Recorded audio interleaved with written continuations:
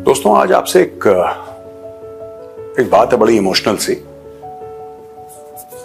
आज मैं आपसे करना चाहता हूं। मैं अपने आप को रोक रहा था, मैं नहीं चाह रहा था कि मैं ये बातें करूं, कड़वी बातें करूं, लेकिन मुझे लगता है कि ये बात कहनी पड़ेगी क्योंकि ये देश की बात है और देश की बात करना जरूरी है। जब लोकल एडमिनिस्ट्रेशन फेल हो जाती है तो पुलिस को बुलाया जाता है कि हालात पे काबू कीजिए। जब पुलिस फेल हो जाती है तब आप सेंट्रल पुलिस ऑर्गेनाइजेशंस को बुलाते हैं, पैरामिलिट्री फोर्सेस को बुलाते हैं और उनसे कहते हैं कि आप हालात पे काबू कीजिए। और जब सब फेल हो जाते हैं ना दोस्तों, तब भारतीय सेना को बुलाया जाता है। जब सब फेल हो जाते हैं, सोचिए अगर एक बार, भगवान ना करे, और मैं कह रहा हूं 100 बार कह रहा हूं भगवान ना करे, लेकिन अगर भगवान ना करे भारतीय सेना फेल हो गई, आप किसको बुलाएंगे? कोई है आपके पास ऐसी ऑर्गेनाइजेशन? कोई है ऐसा दल? कोई है ऐसा मजबूत आपके पास स्ट्रक्चर जिसको आप बुलाएंगे और बोलेंगे कि साहब देश के ऊपर यह समस्या आई है, आप संभालिए? कोई है? मैं इसलिए बार बार कहता हूं कि सेना के बाद कुछ नहीं है। The Indian armed forces are the last argument of the state. इसके बाद कुछ है नहीं हमारे पास।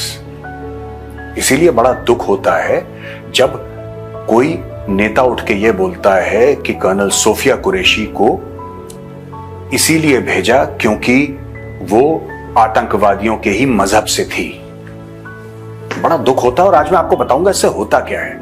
लोगों ने बहुत कंडेम करा, लोगों ने बहुत बोला कि वो नेता खराब है, वो ये है, ऐसा। बात वो नहीं है कि वो नेता खराब है, बात ये भी नहीं है कि उसने बहुत आपत्तिजनक बात बोली, वो प्रॉब्लम नहीं है। प्रॉब्लम असली क्या है मैं आपको बताता हूं। देखिए, कर्नल सोफिया कुरैशी उस कुर्सी में इसलिए बैठी हैं क्योंकि वो सबसे लायक है, इसलिए नहीं कि वो महिला हैं या वो मुसलमान हैं। फौज ऐसे सोचती नहीं। आप लोग खुद कितनी बार सर्वेज आए हैं और आपने बोला है कि the armed forces are the most credible institution in India. आप लोगों ने खुद जनता ने वोट दिया और बोला है कि साहब जितना हमें आर्म्ड फोर्सेस पे भरोसा है उतना हमें किसी और पे नहीं है। चाहे ब्यूरोक्रेसी हो, चाहे जुडिशरी हो, चाहे पॉलिटिशियंस हो, किसी पे इतना भरोसा नहीं है जितना फौज पे है। और ऐसा क्यों है? क्योंकि फौज ने अपने आप को वैसा रखा है। फौज हर समय देश की आशाओं पे खरी उतरी है, चाहे फौजियों को अपना सर कटाना पड़े या दूसरे का सर काटना पड़े।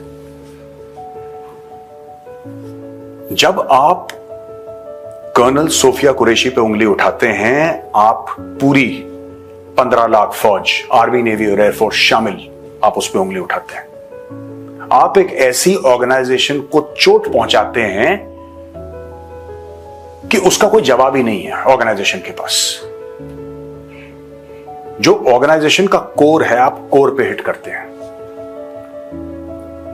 जब आप विंग कमांडर व्योमिका सिंह की जाति की बात करते हैं,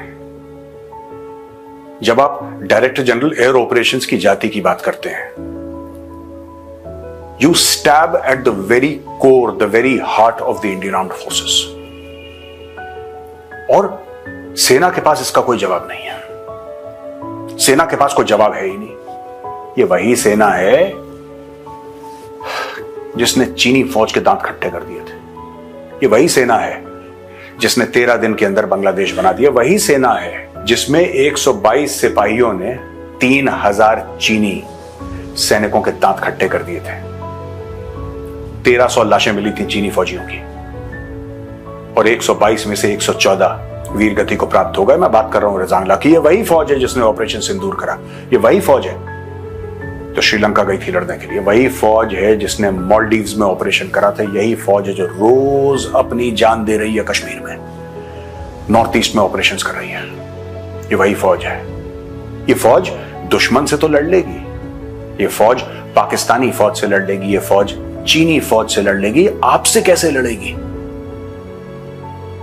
These are the Indian Armed Forces। ये पाकिस्तानी आर्म्ड फोर्सेस नहीं है। अगर यही चीज कोई भी नेता, कितना भी सीनियर पाकिस्तान में कहता, वो नेता गायब हो जाता, क्योंकि वो पाकिस्तान है। ये पाकिस्तान में होता है, ये पाकिस्तान में होता चला है। भारत में ये पॉसिबल नहीं है और अच्छी बात है कि भारत में पॉसिबल नहीं है। लेकिन जब कोई रैंडमली उठ के आर्मी चीफ को सड़क का गुंडा कहता है तो फौज चुप रहती है, फौज जवाब नहीं देती। ऐसी बात नहीं कि फौज के मुंह में जबान नहीं है, ऐसी बात नहीं कि फौज को जवाब आते नहीं, लेकिन फौज की ट्रेनिंग नहीं है, फौज की तरबियत नहीं है कि अपने लोगों पे बंदूक ताने या अपने लोगों को जवाब दे। ये फौज की ट्रेनिंग नहीं है, ये फौजी कर नहीं पाएगा, उसकी ट्रेनिंग में शामिल नहीं है। जब भी आप ऐसी कोई बात करते हैं जिसमें आप फौज पर पर्सनली प्रहार करते हैं, आप देश पे पर्सनली प्रहार कर रहे हैं।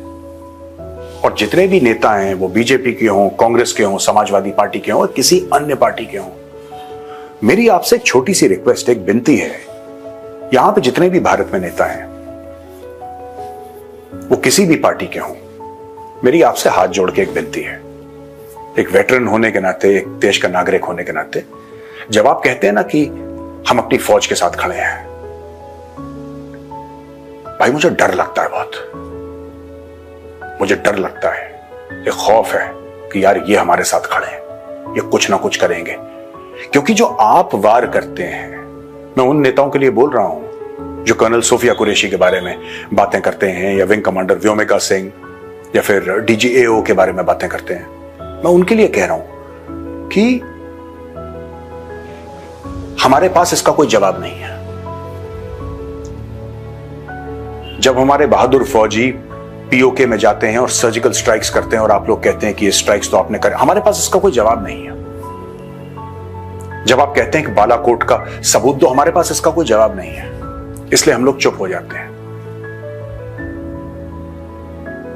मैं आप सबसे रिक्वेस्ट करूंगा, मैं सिर्फ विनती कर सकता हूं आपसे, एक नागरिक होना, आप तो बहुत बड़े लोग हैं, आप मंत्री हैं, आप एमएलएज हैं, एमपीज हैं, हम तो आपके घर में जाएंगे, हम बाहर खड़ा संतरी हमें घुसने न दे आपके घर में, आप इतने बड़े लोग हैं। तो मैं आपसे सिर्फ ये रिक्वेस्ट करूंगा कि आप अपनी फौज पे प्रहार ना करें, आप हमारा साथ भी न दें, हमें आपका साथ नहीं चाहिए। ये जो नेता हैं जो उल्टी सीधी बातें कर रहे हैं, मैं उनको हाथ जोड़ के रिक्वेस्ट कर रहा हूं, हाथ जोड़ के विनती कर रहा हूं, आप हमारा साथ मत दें, क्योंकि आपके साथ से अब हमें डर लगने लगा है। मैंने भी लाइन ऑफ एक्चुअल कंट्रोल पे ड्यूटी करी है, मैंने भी लाइन ऑफ कंट्रोल पे हथियार उठा के अपना बहुत छोटा सा एक कंट्रीब्यूशन दिया है, लेकिन कभी इतना डर नहीं लगा जितना आप लोगों की बातों से लगता है। ये वो फौज है कि जब चाइनीज आर्मी गलवान पे आई थी दरवाजा खटखटाने के लिए, इस फौज ने बाहें मरोड़ के उखाड़ दी थी, बाहें तोड़ी नहीं थी, उखाड़ दी थी चाइनीज फौज की बाहें। ये वो फौज है जिसने स्ट्राइक्स पूरी मैप करी, ऑपरेशनलाइज करी।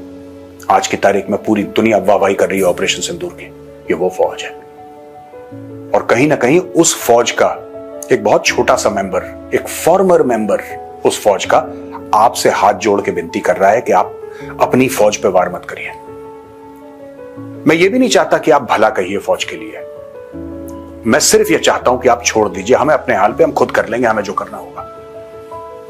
क्योंकि जब भी आप नाम लेते हैं फौज का, या जब भी आप कुछ ऐसी बात करते हैं, ऐसी हरकत करते हैं, उससे फौज को चोट पहुंचती है, और बहुत ज्यादा चोट पहुंचती है फौज को।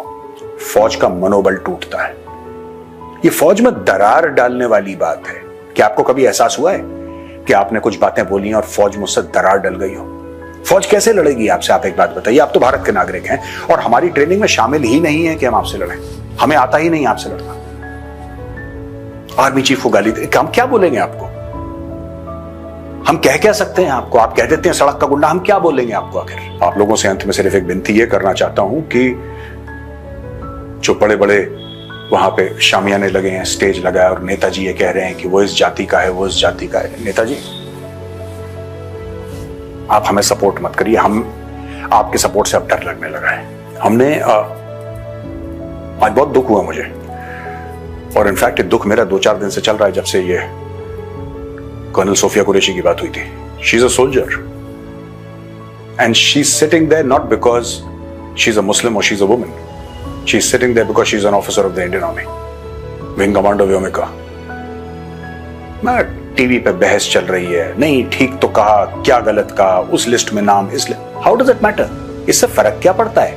आप विंग कमांडर व्योमिका को आप इससे जज करेंगे कि वो किस घर में पैदा हुई, कौन सी जाति में पैदा हुई? आप कर्नल सोफिया कुरैशी को इससे जज करेंगे कि वो कौन से घर में पैदा हुई, कौन सी जाति में? आप क्या डायरेक्टर जनरल एयर ऑपरेशंस को इससे जज करेंगे?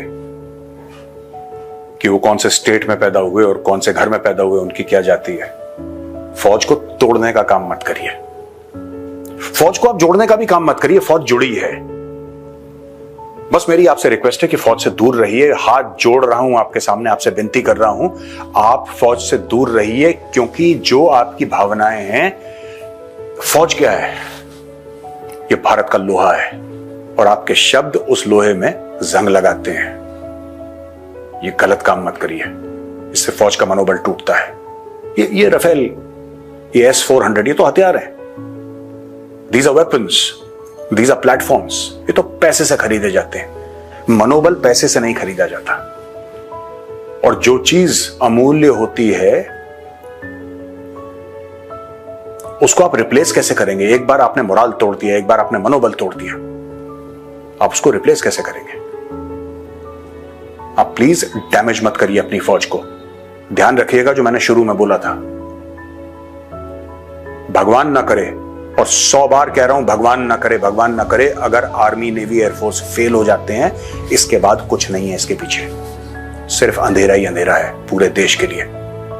सोचिएगा मेरी बात के बारे में।